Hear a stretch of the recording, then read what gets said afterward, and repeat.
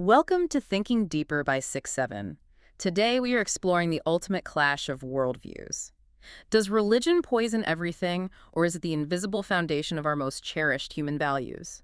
We are pulling from two massive stage debates, one featuring an atheist and a Christian debating if religion poisons human decency, and another featuring heavyweights Sam Harris, Jordan Peterson, and Douglas Murray discussing whether we can build a moral compass purely on facts or if we desperately need ancient archetypes. We're going to unpack the intense tensions between atheism, rationality, and belief in God. Yeah, and these stage debates represent some of the most profound intellectual battlegrounds of our time. Absolutely. We have hundreds of pages of transcripts to go through today, and the mission for this deep dive is really to take these dense, incredibly charged philosophical arguments and distill them into clear, memorable concepts.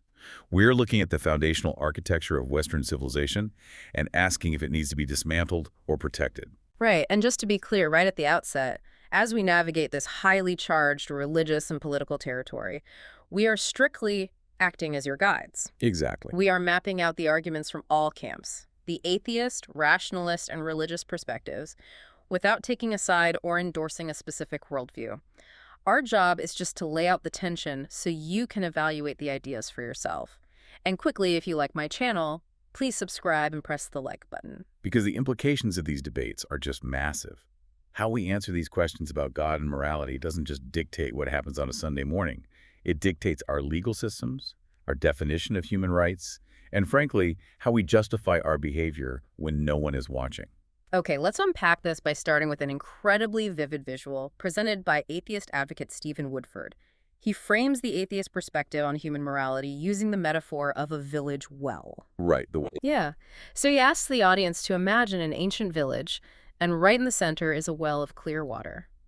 And this well represents everything that makes us fundamentally human.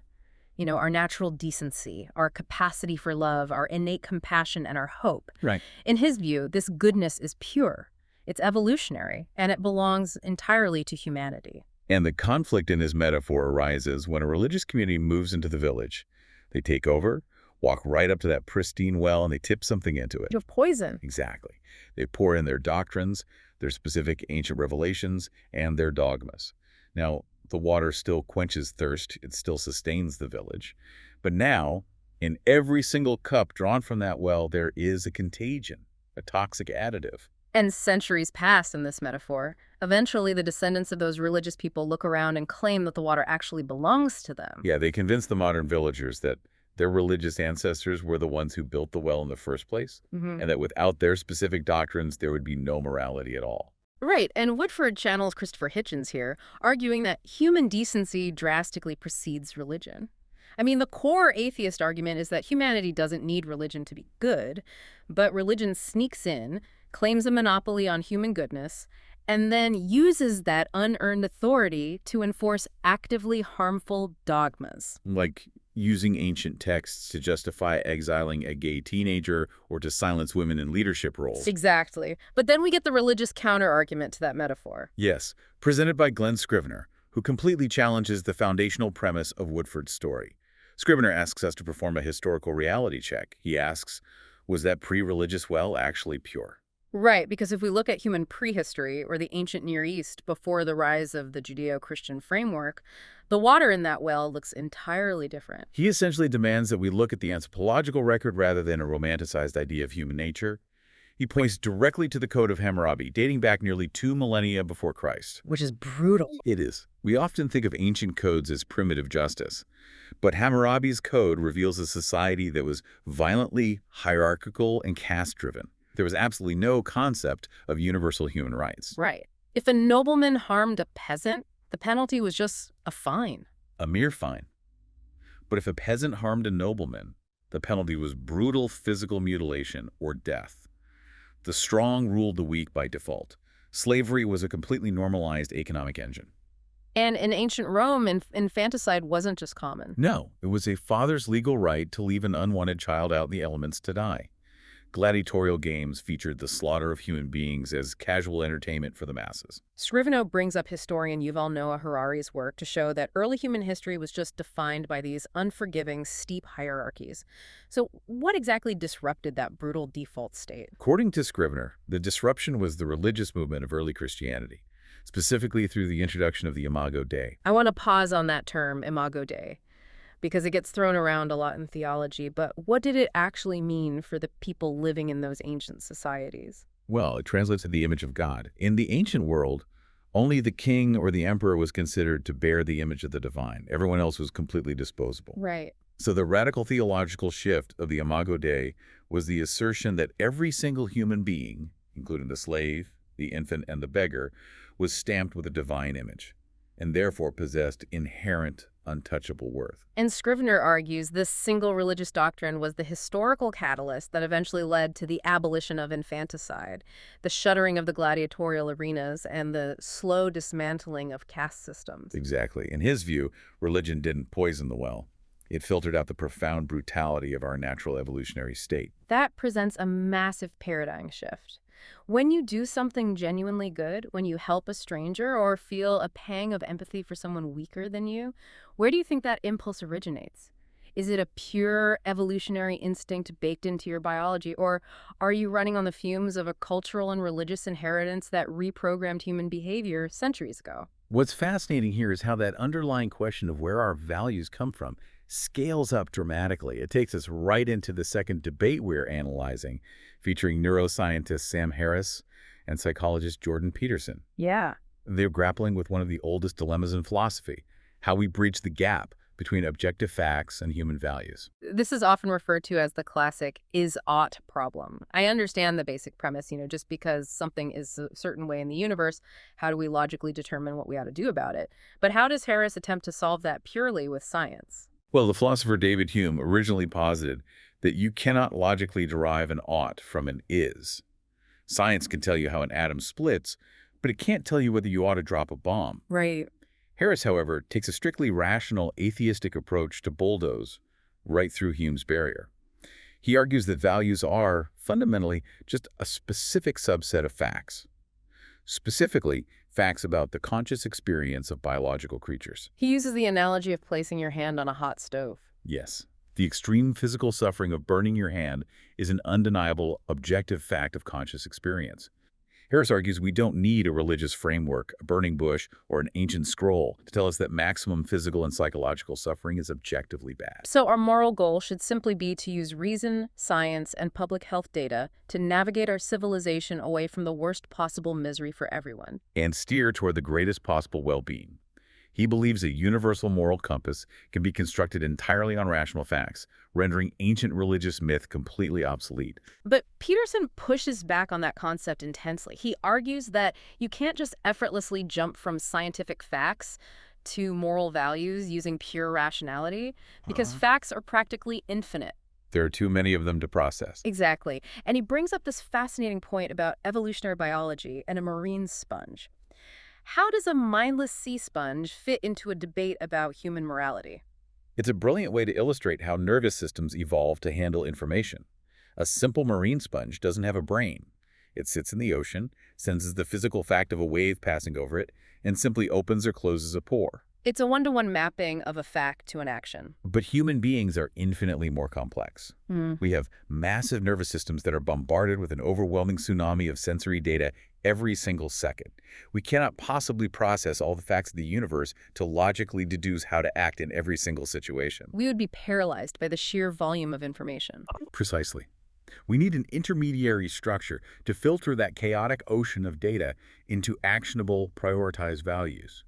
Peterson argues this filtering structure isn't a spreadsheet of logical deductions. It evolved over millions of years. Yes, from the bottom up. It started as physical play among early hominids, which evolved into societal drama, which eventually solidified into deep cultural narratives, archetypes, and religious stories. This is where Peterson brings in the concept of the logos. Right. The logos is a complex philosophical concept, essentially referring to the underlying divine order or ultimate truth that governs the universe. Peterson views concepts like the divine logos or the spirit of the Father, not as superstitious nonsense to be discarded, but as highly evolved, necessary low-resolution maps. Maps that tell us how to act in a world where we can't possibly know all the facts. They provide the psychological architecture that keeps society from descending into chaos. But Harris fully acknowledges that human beings need stories, psychological tools, and communal structures.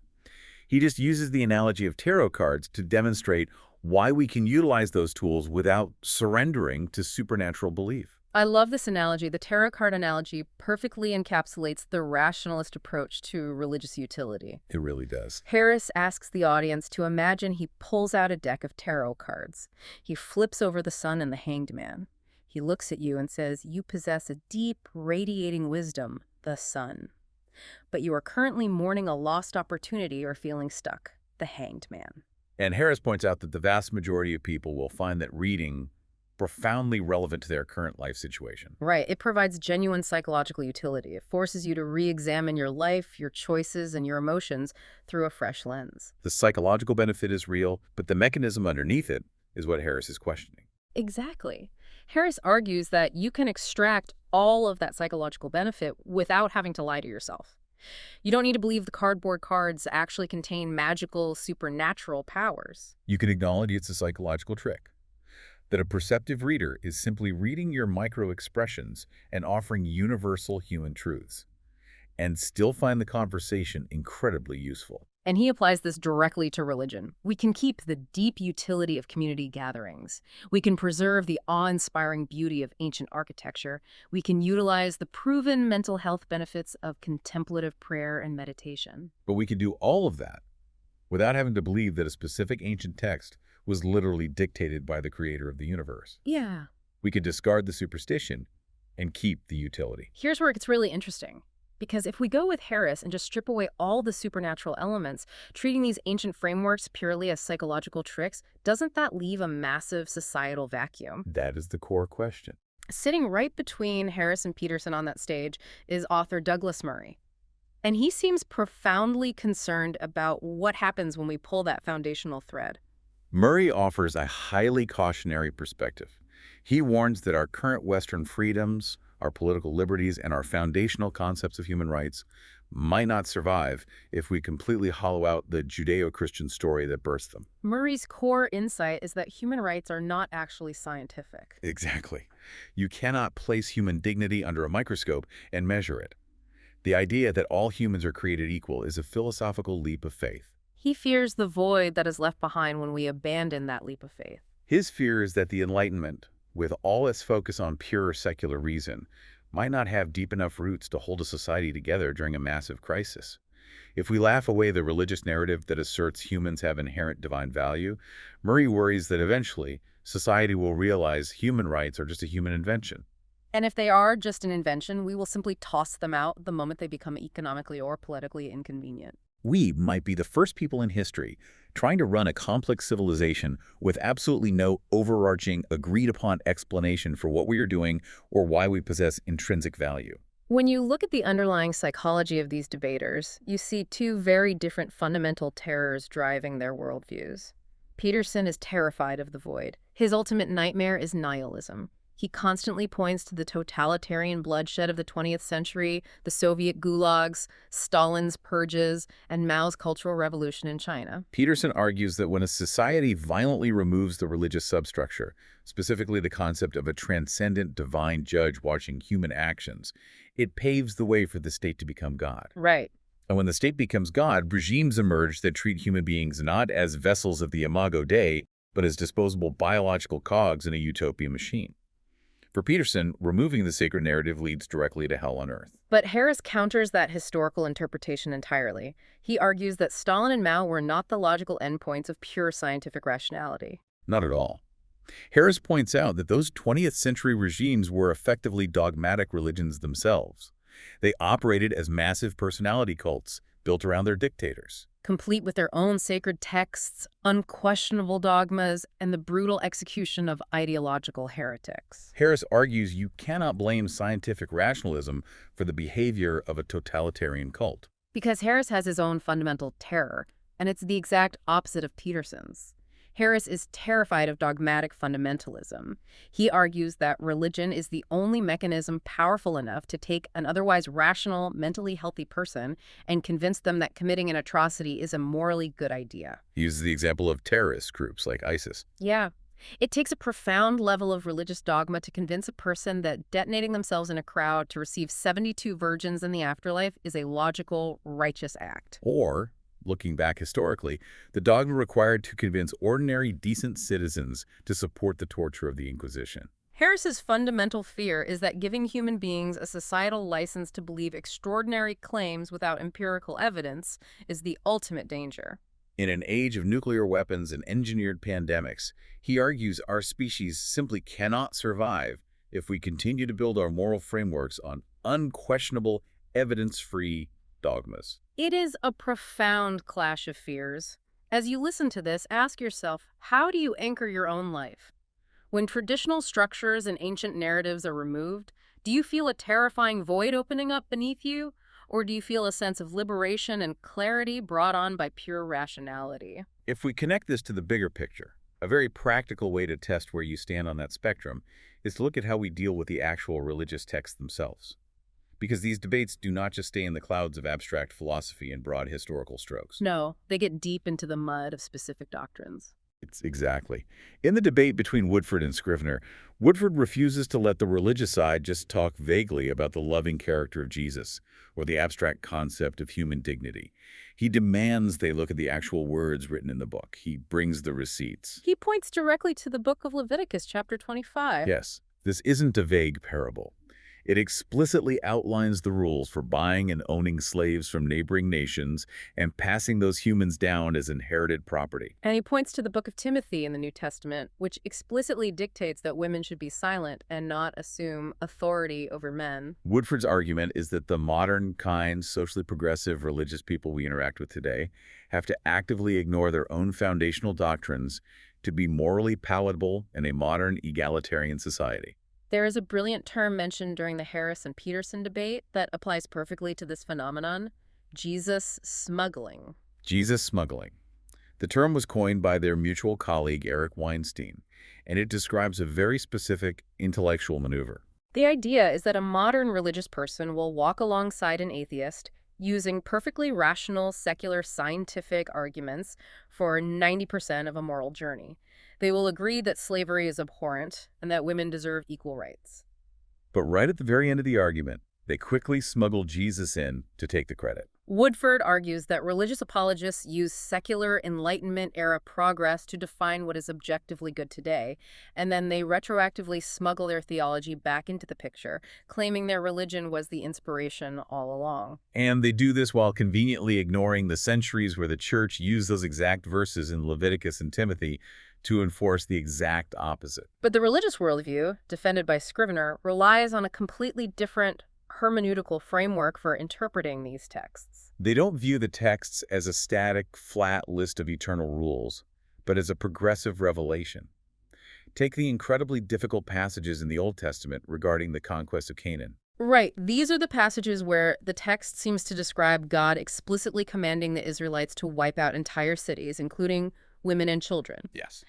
The atheist side reads that as a literal, violent command, literal poison in the well. How does the religious side possibly defend that? Scrivener argues for a much more nuanced, historically contextualized reading of the text. He points out that ancient Near Eastern military literature relied heavily on militaristic hyperbole. It's like a modern sports analogy. If a basketball team says they're going to wipe the floor with their opponents or destroy them, you don't take that literally. You don't assume they're going to physically murder the other team on the court. Exactly. So Scrivener argues the language used in the book of Joshua regarding the Canaanites operates on similar ancient cultural idioms. Furthermore, he contextualizes the narrative dynamic. The Israelites are portrayed as a tiny, vulnerable David going up against a massive, entrenched Canaanite Goliath. And crucially, the text identifies the Canaanite culture as one that systematically practiced horrific child sacrifice. Scrivener views these texts not as a timeless manual for modern violence, but as an ancient unfolding story of God interacting with the deeply flawed, brutal humanity in the language of their time. A story that ultimately culminates in the New Testament, with Christ offering a radical message of nonviolence, enemy love, and self-sacrifice. So what does this all mean? When you boil these massive stage-spanning debates down, the clash over God, atheism, and human morality almost always hinges on this exact tension. Are religious texts literal poison, a set of static, harmful rules that hold human progress back until secular science forces them to adapt? Or are they deeply complex, evolving psychological frameworks that provided the necessary archetypal architecture to pull humanity out of a brutal, primitive caste system? Synthesizing everything we've explored from these sources, we are looking at two fundamentally opposed interpretations of human history and human psychology. On one side, we have the view that religion is a toxic additive to our natural human decency. This perspective asserts that pure rationalism and an objective scientific focus on the well-being of conscious creatures are entirely sufficient to motivate us to be good.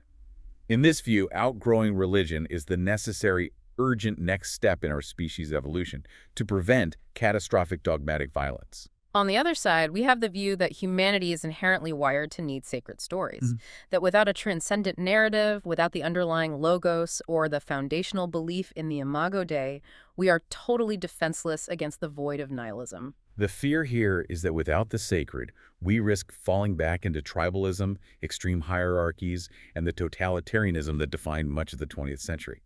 The argument is that religion isn't the poison.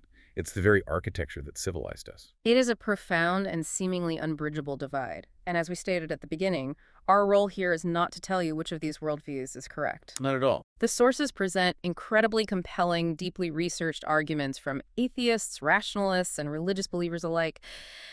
Our job was simply to map the territory of this ideological battlefield so you can navigate the terrain with a clearer understanding of the stakes. And what a massive, complex battlefield it is. To leave you with a final thought to ponder, building on all this source material. Think about your own life. Identify your most deeply held moral belief, the one conviction you consider to be undeniably, universally true, regardless of what culture or era you were born into. Okay.